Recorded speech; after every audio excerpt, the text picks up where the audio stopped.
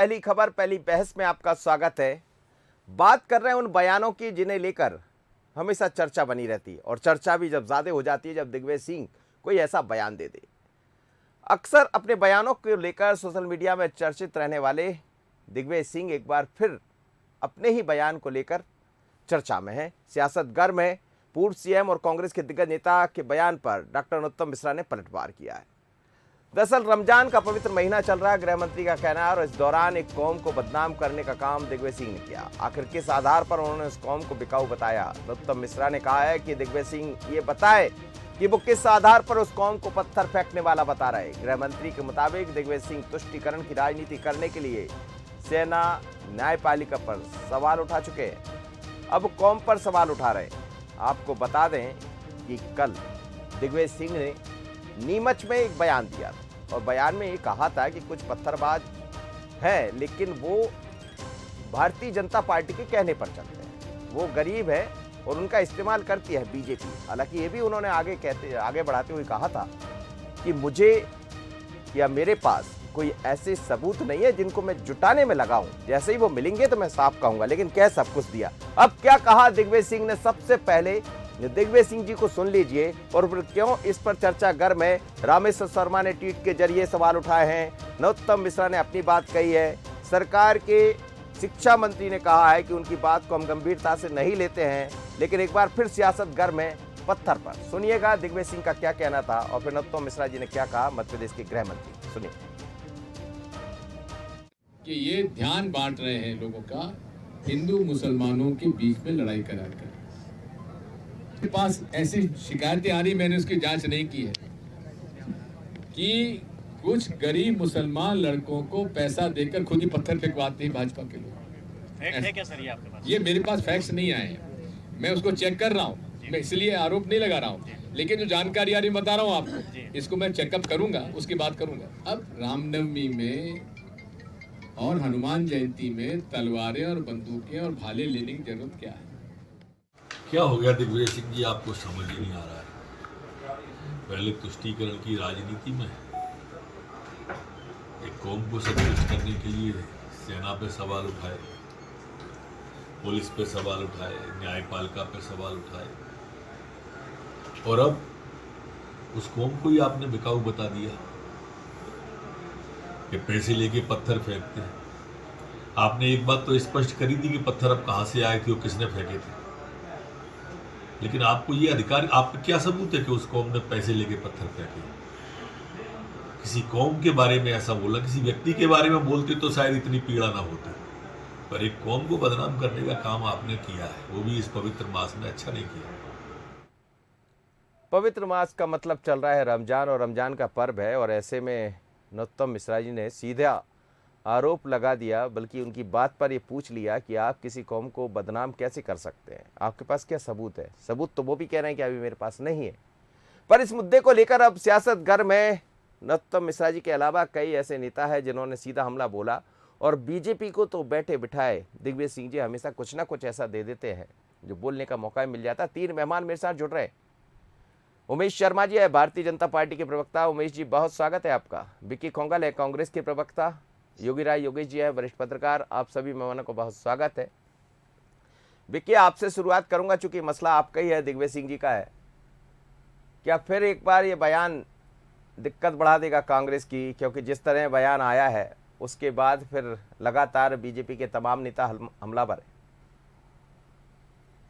देखिए, कोई भी इनपुट किसी भी राजनेता के पास यदि आता है, तो यदि वे राजनेता उसके प्रमाण एकत्रित करने की, उसकी गहराई से जांच करने की, वह भी वह राजनेता जो कि इस प्रदेश के 10 साल तक इस प्रदेश के मुखिया रहे हों, मुख्यमंत्री रहे हों, हर किसी का अपना एक नेटवर्क होता है, और उस आधार पे यदि कोई राजनेता किसी बात की शंका जाहिर करता है, जिम्मेदारी के साथ में इस बात को भी कहता है। शायद आपके पैकेज में आप इस बात को चलाना भूल गए कि उन्होंने ये भी कहा था कि मैं आरोप नहीं लगा रहा हूं जब तक प्रमाण आप सुन नहीं पाए, ये पूरा चलाया। नहीं, आरोप मैं नहीं लगा रहा हूं जब तक प्रमाण एकत्रित नहीं हो जाते हैं। इन सारे तब तक के मैं किसी बात को प्रामाणिकता के साथ नहीं कहता हूं, लेकिन ऐसे उन्होंने कह सब दिया और ये भी कह दिया कि मैं आरोप नहीं लगा रहा हूं।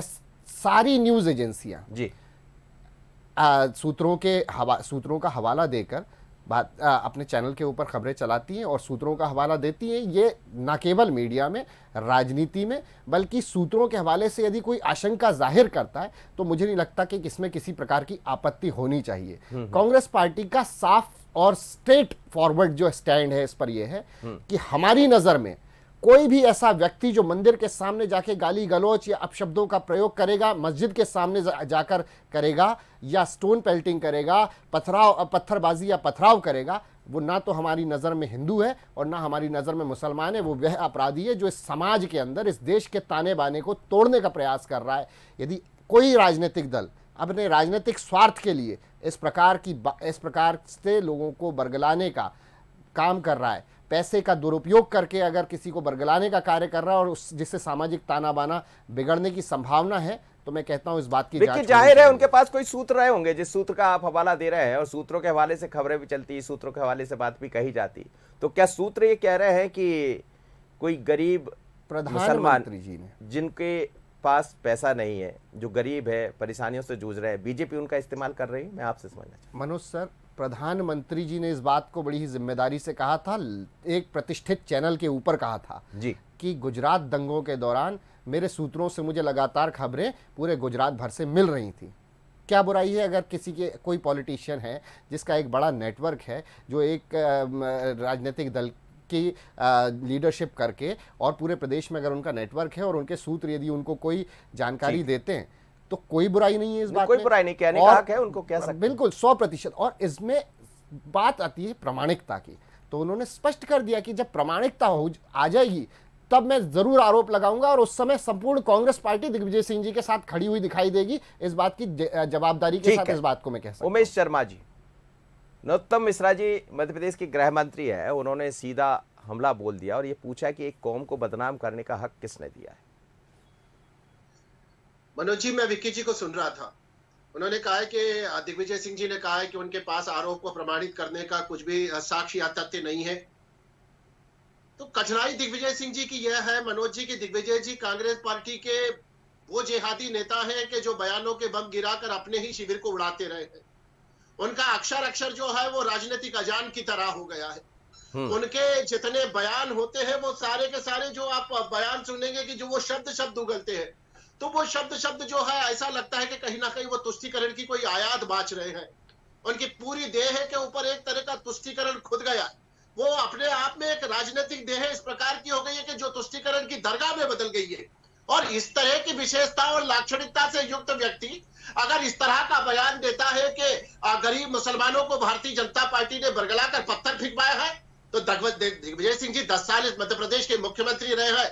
वो कोई गॉसिप लिखने वाले, टैबलॉइड समाचार लिखने वाले सामान्य स्तर के पत्रकार बंधु नहीं है और कोई सामान्य राजनीतिक कार्यकर्ता नहीं है। अगर कोई इतना गंभीर व्यक्ति और वरिष्ठ नेता, और जो कांग्रेस पार्टी का इतना वरिष्ठ नेता है, राज्यसभा का सदस्य, वो व्यक्ति अगर कहता है कि मुसलमानों से पत्थर फेंकवाए जा रहे हैं, तो दो बातें इसमें लगती है मनोज जी। एक तो उनको उन मुसलमानों के नाम बताए जाने चाहिए जिन्होंने पैसे लेके पत्थर फेंके। चलिए, आपके पास उन मुसलमानों को बचाने के लिए नाम बताने से बचते, उन नेताओं का नाम सार्वजनिक करना चाहिए कि जिन्होंने भारतीय जनता पार्टी की तरफ से उन मुसलमान के बच्चों को पैसा दिया था कि आप हमारी पार्टी के लोगों पर, आप संघ के लोगों पर, आप बजरंग दल के लोगों पर, ये नया काम भारतीय जनता पार्टी के जिम्मे दिग्विजय दादा ने कर दिया कि हम मुसलमानों को पैसा देकर पत्थर फेंकवा रहे। तो या तो पत्थर फेंकने वाले गरीब मुसलमानों का नाम बता दो, या भारतीय जनता पार्टी के उन्होंने कहा है कि नाम आ रहे हैं। मैं जरा आरोप नहीं लगा रहा हूं, पर कह सब कुछ दिया। उन्होंने कहा मेरा आरोप नहीं है, मेरे पास कुछ सबूत आ रहे हैं, मैं उनको प्रस्तुत करूंगा। तो मुझे लग रहा है कि उनको राजनीतिक रूप से गर्भधारण करने की इतनी जल्दी क्या है कि 2-2.5 महीने में उल्टी करना शुरू कर दे। अपने देह के अंदर इस आरोप के गर्भ को पल्ले पोषण होने देना चाहिए था। इस समय तो मुझे लगता है कि उनको आयरन की गोली खाना चाहिए ताकि उनकी देह पुष्ट रहे और मजबूती के साथ हम पर प्रति प्रहार कर पाए। आकस्मिक रूप से केवल कठिनाई क्या मनोज जी, मैं चूंकि योगीराज जी को सुनने में मेरी भी दिलचस्पी है, मैं बताऊं अंदर की कहानी क्या है। ये जो प्रशांत किशोर नाम का बंदा है, इसने 18 घंटे तक आउटसोर्सिंग पे चल रही है कांग्रेस। कांग्रेस ने पूरी खदान को लीज पे रॉयल्टी पे देने की तैयारी कर ली थी। प्रशांत किशोर का 18 घंटे का जो डिमांस्ट्रेशन था, उस डिमांस्ट्रेशन के अंदर 1.5 घंटा दिग्विजय सिंह पे खर्चा हुआ है, और दिग्विजय सिंह जी जैसे नेताओं पर बड़े खर्चा मजबूत हुआ है। सूत्र हैं और आपके भी। हाँ, अरे जब अगर दिग्विजय सिंह के जी। पास सूत्र है तो हमारे पास भी हो सकते हैं। जी, और जी। बात हिंदी में उनको समझाया गया है कि ये जो एंटोनी कमेटी की रिपोर्ट के बावजूद आप बहुसंख्यकों को लांछित करते हैं, आपका ये कारनामा जो है फिदाइनों की तरह है, जो कमरिया में बम बांध के अपनी ही पार्टी के तस्वीर को उड़ा रहा है। तो दिग्विजय सिंह जी की जुबान बदल गई। ठीक है वो सर। जो रात दिन मुसलमानों के सरपरस्त बन के रहते थे, उन्होंने आकर एक नया बयान जड़ दिया कि मुसलमान जो है वो- चलिए सर, आपका काम तो हो गया ना। बीजेपी को क्या चाहिए सर? दिग्विजय सिंह जी यदि कुछ ऐसा बोल दे। सांप्रदायिक वैमनस्य मनोज जी, इस घृणा से बचना चाहिए। दिग्विजय सिंह जी एक नफरत का खुला ज्वालामुखी बन ठीक गया है है। योगीराज योगेश जी, दोनों को आपने सुन लिया, लेकिन दिग्विजय सिंह जी का जो बयान है एक बार फिर से सुनवा देता हूं, फिर इस मुद्दे पर चर्चा करते हैं। एक बार सुनिएगा आखिर दिग्विजय सिंह जी ने क्या कहा और उस पर डॉक्टर नरोत्तम मिश्रा का क्या कहना है। सुन लीजिए, फिर मैं योगीराज योगेश जी के पास चलता हूं। सुनिएगा एक बार क्या कहना बांट रहे हैं लोगों का, हिंदू मुसलमानों के बीच में लड़ाई करा कर। मेरे पास ऐसी शिकायतें आ रही, मैंने उसकी जांच नहीं की है, कि कुछ गरीब मुसलमान लड़कों को पैसा देकर खुद ही पत्थर फेंकवाते हैं भाजपा के लोग। फैक्ट है क्या सर ये आपके पास? ये मेरे पास फैक्ट्स नहीं आए हैं, मैं उसको चेक कर रहा हूँ, मैं इसलिए आरोप नहीं लगा रहा हूँ, लेकिन जो जानकारी आ रही बता रहा हूँ आपको, इसको मैं चेकअप करूंगा, उसकी बात करूंगा। अब रामनवमी में और हनुमान जयंती में तलवारें और बंदूकें और भाले लेने की जरूरत क्या है? क्या हो गया दिग्विजय सिंह जी, आपको समझ ही नहीं आ रहा है। पहले तुष्टीकरण की राजनीति में एक कौम को संतुष्ट करने के लिए सेना पे सवाल उठाए, पुलिस पे सवाल उठाए, न्यायपालिका पे सवाल उठाए, और अब उस कौम को ही आपने बिकाऊ बता दिया कि पैसे लेके पत्थर फेंकते हैं। आपने एक बात तो स्पष्ट करी थी कि पत्थर अब कहां से आए थे और किसने फेंके थे, लेकिन आपको ये अधिकार, आपका क्या सबूत है कि उस कौम ने पैसे लेके पत्थर फेंके? किसी कौम के बारे में ऐसा बोला, किसी व्यक्ति के बारे में बोलते तो शायद इतनी पीड़ा ना होती, पर एक कौम को बदनाम करने का काम आपने किया है, वो भी इस पवित्र मास में। अच्छा नहीं किया। योगीराज जी, आप सुन रहे थे, दिग्विजय सिंह जी को भी आपने सुना, और उन्होंने कहा कि कह सब कुछ रहे हैं वो, पर ये कह रहे हैं कि मेरे पास अभी सबूत नहीं है। वैसे जैसे ही सबूत आएंगे तो फिर मैं भी फिर आरोप लगाऊंगा। आरोप तो लगा दिया है और कह रहे हैं आरोप फिर लगाऊंगा जो सबूत आएंगे। दूसरी तरफ डॉक्टर नरोत्तम मिश्रा ये कह रहे हैं कि अब ये तो आपने माना है कि पत्थर कहाँ से आए थे, तो क्या दिग्विजय सिंह ये मान रहे हैं कि पत्थर कहाँ से आए थे? देखिए, दिग्विजय सिंह जी जिस तरह की पॉलिटिक्स करते हैं, अब उसको कांग्रेस के नेता भी नहीं, बीजेपी के नेता भी नहीं, प्रदेश की जनता भी बहुत अच्छी तरह समझ चुकी है। अभी चर्चा चल रही थी कि मीडिया भी अपने सूत्रों के हवाले से खबर देती है। मीडिया सूत्रों के हवाले से खबर देती है और सूत्र उसके पुख्ता होते हैं। सूत्र गप्पबाजी के सूत्र नहीं होते मीडिया के। दिग्विजय सिंह जी तो पूरा उनका पॉलिटिकल आप स्टेटमेंट आप देख लो, वो बाटला हाउस को फर्जी एनकाउंटर बता रहे थे, वो भी गलत साबित हुआ। अभी खरगोन में जब दंगे हुए तो बिहार का पिक्चर लगा दिया। तो आपके सूत्र जब लगातार गलत साबित हो रहे हैं तो ऐसी गप्पबाजी करने की आवश्यकता क्या है? मीडिया से दिग्विजय सिंह की तुलना हो ही नहीं सकती।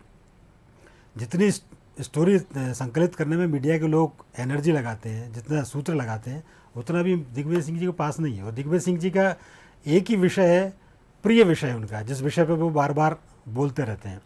और अभी उन्होंने एक बात का और जिक्र किया था कि रामनवमी के जुलूस में और दशहरे के जुलूस में तलवार, तो ये तो हमारी सांस्कृतिक परंपरा रही है, ये आज से थोड़ी है। ये दिग्विजय सिंह जी जब 10 साल चीफ मिनिस्टर थे तब भी होता था ऐसा, सनातन परंपरा है। तो लोग निकलते हैं, तलवार लेके निकलते हैं। और ये केवल हिंदू तीज त्योहारों पर ही नहीं होता, मुसलमानों में भी लोग वो अखाड़े लेके वो तलवार लहराते हुए चलते हैं। तो ये अभी इस बात को कहने का क्या मतलब कि साहब रामनवमी के जुलूस में और उसमें तलवारबाजी का क्यों मतलब? ये तो होना ही चाहिए। और अब तो ये इसलिए आवश्यक हो गया है कि जब आप नित्य निकल रहे हैं, लोग आप पर पत्थर फेंक रहे हैं, तो अब तो ये बहुत अनिवार्य हो गया है कि कोई भी जुलूस बिना हथियारों को न निकले। हालांकि हो सकता है इससे कुछ लोग इत्तेफाक न रखते हों, लेकिन समय के साथ ही ये ज़रूरी है कि जब एक तरफ से स्टोन पेल्टिंग लगातार हो रही है तो आप अपने बचाव में क्या करेंगे आप? तो इस तरह के स्टेटमेंट एक सस्ती लोकप्रियता हासिल करने के लिए लगातार दिग्विजय सिंह जी दे रहे हैं। लेकिन ऐसा कुछ नहीं हो सकता जिसमें ना ये निकले ना उधर से पत्थर आए, ऐसा कोई रास्ता अब दिखाई नहीं देता क्या? नहीं, ऐसा रास्ता ज़रूर है। ऐसा रास्ता ये है कि पार्टी के नेता इसमें इनिशिएटिव लें। दूसरा, जिस वर्ग पर लगातार ये आरोप लगता है, उसके वरिष्ठ नेता, उसके उलेमा, उसके जो तमाम तरह के काजी हैं, ये इस बात को लेके आगे आएँ कि कोई भी जुलूस निकलेगा। अब जैसे ये कह रहे हैं कि हम भाजपा के कार्यकर्ता, भाजपा पत्थर फेंकवाती है, तो आप फूल बरसवाओ, आप फूल फेंकवाओ आप, लेकिन आप बैठो ना इसके लिए।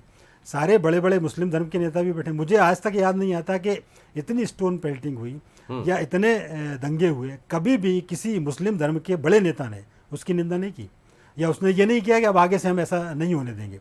वो इसको और स्प्रेड करते हैं। तो ऐसे में इन धर्मगुरुओं की जिम्मेदारी बहुत ज़्यादा बढ़ गई है। यदि आप खुद इसको इनिशिएटिव लें और ये जिम्मेदारी लें कि अब आज तो हो गया लेकिन आगे से नहीं हुआ, क्योंकि आखिर रास्ता इन्हीं के बीच में से निकलेगा और ये निकाल सकते हैं। चलिए विक्की खोंगल जी, बार बार सूत्र की बात, जैसा युवराज जी ने भी कहा, सूत्र या जो इनपुट है वो गलत क्यों हो जाते हैं? कभी बिहार का इनपुट आ जाता है, कभी दूसरी जगह का इनपुट आ जाता है, और एक नहीं दो चार बार वो हो जाता है। 2 दिन पहले भी एक ऐसी घटना सामने आ गई जिसमें भी यही सब चीज़ें कही जा रही है। तो ये इनपुट कहाँ गड़बड़ हो रहा है? और ये जब इस तरह के इनपुट आते हैं तो कांग्रेस का इनपुट बिगाड़ देते हैं। नहीं सर, मनोज सर, इस बात को आज सबसे ज़्यादा समझने की आवश्यकता है कि देश आज जिन परिस्थितियों से गुजर रहा है, देश में आज जिस प्रकार की वैमनस्यता धर्मों और जातियों के बीच में जो पैदा हो रही है, उसे तो किसी प्रमाण की आवश्यकता नहीं है। लगातार देश के अनेकों राज्यों में, न केवल मध्य प्रदेश में, गुजरात की बात कर लीजिए, दिल्ली की बात कर लीजिए, राजस्थान की बात भी कर सकते हैं। राजस्थान की तो बिल्कुल करनी ही चाहिए, जहां पर भारतीय जनता पार्टी के द्वारा जो नगर पालिका ने जिस प्रकार से मंदिर को गिराने का कार्य किया, जिससे सामाजिक माहौल बिगड़ा वहां पे, तो हर जगह में आज क्यों इस प्रकार की घटनाएं सामने आ रही है? क्या ऊपर से नीचे तक का इंटेलिजेंस फेलियर हुआ है? नहीं हुआ। जरा 2 मिनट लूंगा। एक इंटेलिजेंस से जुड़ी हुई खबर प्रतिष्ठित अखबार दैनिक भास्कर ने यह छापी है कि 7-10 दिन पहले से इंटेलिजेंस ने 7 स्पॉट चिन्हित कर वहां की पुलिस को दे दिए थे। और ये आपको नाम तक बता देता हूं मैं, तालाब चौक, जामा मस्जिद सहित अनेकों स्थान पर, ये मेरे पास न्यूज है ऑथेंटिक प्रतिष्ठित अखबार दैनिक भास्कर की, जो ये कह रही है कि 10 दिन पहले इंटेलिजेंस ने कह दिया था कि इन 7 स्थानों पर आपको चौकन्ना रहने की आवश्यकता है। कपिल मिश्रा आ रहा है, दिल्ली का दंगेबाज, दिल्ली का भड़काऊ भाषण देने वाला कपिल मिश्रा। भारतीय जनता पार्टी के सांसद पटेल जो हैं, उन्होंने कल क्या स्टेटमेंट दिया है, उस पर भी जरा चर्चा कर लें। 10 दिन पहले से इंटेलिजेंस इनपुट होने के बावजूद यदि दंगों को रोकने में मध्य प्रदेश की पुलिस नाकामयाब होती है, तो इस प्रदेश के गृह मंत्री को टिप्पणी करने की कोई अधिकार नहीं है, कोई हक नहीं है। किस बात को माने विक्की खोंगल जी? वो बात माने जिसमें गरीबों को पत्थर दे दिए गए और उन्होंने पत्थर फेंक दिए, वो थे सब मुस्लिम वर्ग के, जैसा दिग्विजय सिंह कह रहे हैं, या वो बात कॉन्ट्रडिक्ट कर रही है? दोनों बातें एक दूसरे को कॉन्ट्रडिक्ट कर रही हैं। 10 दिन पहले इंटेलिजेंस की रिपोर्ट पर पुलिस का अमल न करना, कहीं ना कहीं इसमें षड्यंत्र की बू आ रही है। और यदि दिग्विजय सिंह जी कोई बात को कह रहे हैं, तो दिग्विजय सिंह जी ने के पास अभी प्रमाण नहीं है, इसलिए कांग्रेस पार्टी उस पर बात नहीं करेगी। लेकिन जिस दिन प्रमाण दिग्विजय सिंह जी के पास आ जाएंगे, कांग्रेस पार्टी नहीं। लेकिन हनुमान जयंती, रामनवमी, इन सब पर जो दिखाई दिया, जैसा उन्होंने कहा कि जो लाठी है या फिर तलवार लेकर ना निकले, तो ये तो धर्म में दिखाई देता रहा। क्या इसको बंद कर दी? सर, बिल्कुल बंद करने की आवश्यकता नहीं है, लेकिन ये जिम्मेवारी कि यदि एक सामाजिक सौहार्द को एक शहर के अंदर जो है सामंजस्य को, सभी धर्मों के बीच में सामंजस्य को बनाने की जिम्मेदारी सिस्टम की है, ये जिम्मेदारी वहां के प्रशासन की है। प्रशासन 10-10 दिन के इंटेलिजेंस फेलियर से अगर मुंह छुपा रहा है और गृह मंत्री बड़े शान से आकर मुस्कुराते हुए बाइट दे रहे हैं, तो मुझे नहीं लगता कि गृह मंत्री अपनी जिम्मेदारी को पूरा करने में कहीं ना कहीं सफल हुए हैं। बहुत कुछ कह रहे हैं मनोज जी, मुझे लग रहा है कि पूरी कांग्रेस पार्टी के कुएं में ही भांग घुल गई है। अभी तक तो हम समझते थे कि केवल दिग्विजय सिंह जी का मानसिक रूप से दूषित हुए हैं, और मुझे लग रहा है कि कांग्रेस पार्टी का पूरा ऊपर से नीचे तक का जितना अमला है वो एक तयशुदा एजेंडे के साथ आगे बढ़ रहा है, और कहीं ना कहीं बहुसंख्यकों को कटघरे में खड़ा करा जा रहा है। हमारा जो सांस्कृतिक आचरण, तौर तरीका और हमारा स्वभाव रहा है, जो हिंदू धर्म की, अपने धर्म के प्रति भावाभिव्यक्ति के तौर तरीके रहे हैं, उन तौर तरीकों को चिन्हित करा जा रहा है, उनको शिनाख्त करा जा रहा है और उन पर उंगलियां उठाई जा रही है। सिस्टम पर, प्रशासन पर, पुलिस पर। मैंने पूरा मौका आपको दिया, ये प्रश्न खड़े करे जा रहे हैं आपके जवाब में ले रहा हूं। हनुमान जयंती और राम नवमी के जुलूस के अंदर गधाएं लेकर क्यों निकल रहे? तो हमारी तो संस्कृति इस बात को प्रेरित करती रही है, और हमारे हथियार कभी दूसरे के विरुद्ध उठे नहीं है। हम तो आत्मरक्षा में भी तब तक छत्र संचालन नहीं करते जब तक पानी सर से ऊपर ना गुजर जाए। और उसके बाद दिग्विजय सिंह जी अब 2 कदम आगे बढ़ गए। वो पहले हिंदुओं के हवन में घी डाल रहे थे, अब वो मुसलमानों के पेट्रोल डालने का काम कर रहे हैं। और उन्होंने बहुत ही गंदा और घिनौना बयान जारी करा है। उन्होंने कहा है कि मुसलमानों के गरीब बच्चों से पत्थर भिगवाए जा रहे हैं, उनको अपनी इस बात का प्रमाण प्रस्तुत करना चाहिए। और अगर उनके पास प्रमाण नहीं है और एसिडिटी के कारण उल्टी हो रही है तो मुझे लग रहा है कि हाईकमान की सास को खुश होने का कोई मौका नहीं मिलना चाहिए कि बहुरानी उम्मीद से है। ये इस तरह के तरीके तो राजनीति में स्वीकार नहीं करे जा सकते हैं। और मैं योगी राज जी की बात से 100% सहमत हूं कि पत्रकार बंधु जो होते हैं उनके सूत्र पुख्ता होते हैं। और एक भी पत्रकार ऐसा नहीं है कि जिसने अपनी खबर लिखने के बाद खंडन जारी करा कि मैंने सूत्र से जो खबर लिखी थी वो खंडन करता हूं। दिग्विजय जी ने तो ट्वीट जारी करा और उसके बाद डिलीट करा। विक्की जवाब दे दीजिए जल्दी से। विक्की जवाब दीजिए, आप कुछ कहना चाह रहे हैं, कर लीजिए, आप दोनों बात कर। विक्की। उमेश जी जरा इस बात का जवाब दीजिए कि जब कि कोई तलवार लेकर जाना या हमारे जुलूसों के अंदर ये सदियों से सनातन धर्म में सनातन धर्म की परंपरा में सदियों से ये बात होती रही है। क्या सदियों से हमारे जो परंपराएं हम लोग निर्माण कर रहे हैं उनसे सामाजिक विद्वेष की स्थिति पैदा हुई है? क्या सदियों से इस देश के आज तक क्यों नहीं हुई? और जहां पर चुनाव होते हैं वहीं पर क्यों होती है? इस बात का जवाब दे सकते हैं? और कोई ऐसा व्यक्ति जो मस्जिद के सामने अगर हथियार लेकर जाकर अगर गाली गलौज करेगा, क्या हम उसे हिंदू धर्म की अपनी संस्कृति का हिस्सा माने? और ऐसे व्यक्ति को हम ऐसे व्यक्ति के हाथों में हम धर्म ध्वजा दें जो जाकर किसी मस्जिद के सामने या चर्च के सामने या गुरुद्वारे के सामने जाकर गाली गलौज या अभद्र भाषा का प्रयोग करे? ऐसे व्यक्ति को हम धर्म ध्वजा देंगे? इसी तरीके का धर्म बनाना चाहते हैं आप? इसी तरीके से धर्म को आगे बढ़ाना चाहते हैं? इसी तरीके से हिंदू धर्म का विस्तार होगा? ये कैसी बातें कर रहे हैं आप? ये कैसी बातें कर रहे हैं? आपके सांसद कहते हैं 4 बच्चे पैदा करो। कौन कर रहा है भारतीय जनता पार्टी के अंदर 4 बच्चे पैदा? कौन कर रहा है आरएसएस के अंदर 4 बच्चे पैदा? और दे दो भारतीय जनता पार्टी को और आरएसएस को। जो केंद्रीय मंत्रियों के बच्चे अमेरिका में पढ़ने जाते हैं, जो मुख्यमंत्री जी के बच्चे विदेशों में पढ़ रहे हैं, अरे आप बताइए, जय शाह धर्म ध्वजा लेकर तलवार हाथ में लेकर जुलूस के सामने चलेंगे? बीसीसीआई के सचिव जय शाह देश के गृह मंत्री के बच्चे तलवार हाथ में लेकर चलेंगे क्या? बताइए इस बात को आप। अरे देश के गृह मंत्री के बच्चे ज्योतिरादित्य आपके केंद्रीय मंत्री बच्चा अमेरिका में पढ़ता है। चलिए आप भारतीय जनता पार्टी के केंद्रीय मंत्रियों के बच्चे अमेरिका में पढ़े और हिंदुओं के बच्चों को आप तलवारें हाथ में दे और बोले जाओ मस्जिद के सामने अभद्र भाषा बोलो, जाओ ये करो। ठंडा हो रहा था ना, ये सारी बातें कोंगल जी, मसला ठंडा हो रहा था, बात सब हो गई, बाजार खुलने लगे, तमाम तरह की चीजें हो गई, एक नया बवाल सामने आ गया, एक बात फिर से बढ़ गया। अरे वो सद्दाम, उन मासूमों की जिंदगी दुनिया का कोई व्यक्ति दोबारा वापस नहीं लेके आ सकता। हो गया सर, गरीब हो गया।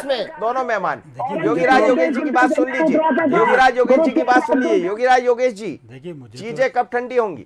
मुझे भी यही लग रहा है कि एक तो गलत बयानबाजी हो जाती है, उस गलत बयानबाजी को सही साबित करने के लिए हम पूरी ताकत लगा देते हैं और इतनी ज़ोर ज़ोर से हम बोलते हैं कि वो गलत भी लोगों को सही लगे, लेकिन ये ऐसा है नहीं। सीधी सी बात, यदि उनके चूंकि वो खुद ही अपने स्टैंड पे कायम नहीं है तो मुझे नहीं लगता कि विक्की खोंगल को इतनी तीखी उनके लिए बहस करना चाहिए। अन्य विषय कई हो सकते हैं और इससे जितना कांग्रेस हिंदुओं को या जो 80% लोगों को जितना ज़्यादा गाली देगी उतने ज़्यादा कांग्रेस के नंबर कम होंगे।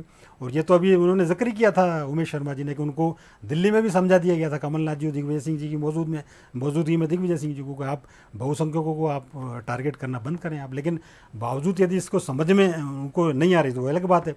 मुझे ऐसा लगता है कांग्रेस ने, दिग्विजय सिंह जी ने कांग्रेस को हराने का नहीं, मुझे ऐसा लगता है कांग्रेस को मिटाने का ही संकल्प ले रखा है।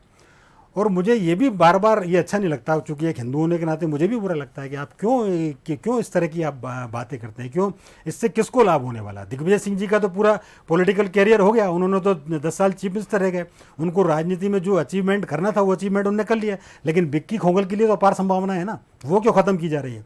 जो वो कांग्रेस के या जो नई कांग्रेस के जो नए लोग हैं उनको आप क्यों मिटा रहे हैं? आप उनका भविष्य तो सोचो। आपने ज्योतिरादित्य सिंधिया को चीफ मिनिस्टर ना बने तो पूरी सरकार दांव पे लगा दी, आपने पूरी सरकार गिरा दी। सोचो उन कांग्रेसियों का, जो नए लड़के हैं वो भी उम्मीद से थे कि नहीं यार हमारे भी काम होंगे, हमारी भी कुछ जिम्मेदारी हमें मिलेगी, हमें भी कुछ आगे बढ़ने का मौका मिलेगा। लेकिन आपने तो निजी स्वार्थ की खातिर सरकार कुर्बान कर दी। तो भैया आपका हो गया, आपका पॉलिटिकल करियर खत्म हो गया, आप नए बच्चों का ध्यान रखो, नई कांग्रेस का ध्यान रखें, ताकि नए सिरे से नए लोग आएं और नई विचारधारा आगे बढ़े। बिल्कुल आप ठीक कह रहे हैं, और नई विचारधारा के साथ अब ये चीजें खत्म भी होना चाहिए कि पत्थर की जगह फूल फेंकना शुरू हो जाए तो बात खत्म हो जाएगी। उमेश शर्मा जी, विकी खोंगल जी, योगीराज योगेश जी, आप सभी मेहमानों का बहुत धन्यवाद। मध्य प्रदेश में एक बार दिग्विजय सिंह के बयान के बाद एक सियासत फिर गर्मा गई है। नरोत्तम मिश्रा ने सवाल खड़े किए हैं। नरोत्तम के साथ साथ कई ऐसे भारतीय जनता पार्टी के लीडर्स हैं जो सवाल उठा रहे हैं, और बीजेपी तो शायद चाहती भी है कि दिग्विजय सिंह का कोई ऐसा बयान आ जाए, बोलने का मौका भी मिल जाए, पर बार बार सूत्र क्यों फेल हो जाते हैं? सवाल बड़ा यही है, क्या दिग्विजय सिंह के जो सूत्रधार हैं, जो बताने वाले हैं, वो ठीक ढंग से नहीं बता पाते या कुछ और? पहली खबर, पहली बहस में इतना ही। मुझे दीजिए इजाजत, बने रहिए बंसल न्यूज़ पर। नमस्कार।